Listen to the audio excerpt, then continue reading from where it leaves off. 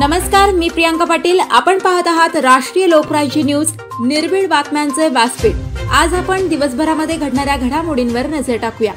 साकूर पठार भागातील पिंपळगाव देपा येथील कारभारी तुळशीराम अभंग यांच्या घराला लागली होती आग. माजी महसूल मंत्री बाळासाहेब थोरात यांनी दिला कुटुंबाला धीर. साकूर पठार भागामध्ये सभापती शंकर पाटील खेमनार यांच्या कुटुंबाला सांत्वनपर दिली भेट. साकूर गटातील पिंपळगाव देपा येथील कारभारी तुळशीराम अभंग कुटुंबियांच्या घराला आग लागून त्या आगीतून त्यांचं मोठं नुकसान झालंय.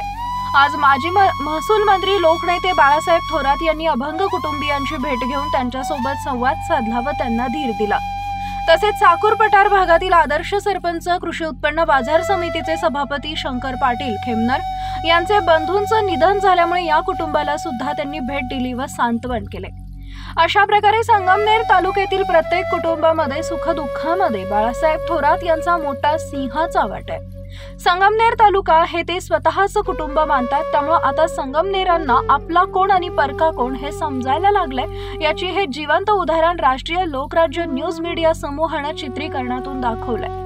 कारण संगमनेर तालुक्यामध्ये कुठेही काही जरी घटना झाली तरी वेळेला धावून येणारा एकच नेता म्हणजे बाळासाहेब थोरात आहे. कारण 40 वर्षांमध्ये संगमनेरकरांच्या मनामध्ये रुजणारं नेतृत्व म्हणून त्याचं नाव घेतलं जातं आणि ते त्यांनी प्रत्यक्षात दाखवून दिलंय. त्यांना आमच्या मीडियाचे संपादक राहुल कुदनर यांनी प्रश्न विचारला असता त्यांनी सांगितलंय की जनता जनार्दन आहे, त्यामुळे मला पराभवाचं काही वाटत नाही. तरी सुद्धा मी सांगेन, संगमनेरकर जनतेच्या सदैव पाठीशी उभा राहील. हारजीत चालू राहते, पण माणसानं आपलं काम करत राहायचं. नक्की एक ना एक दिवस त्याला यश मिळत असतं असं त्यांनी सांगितलंय.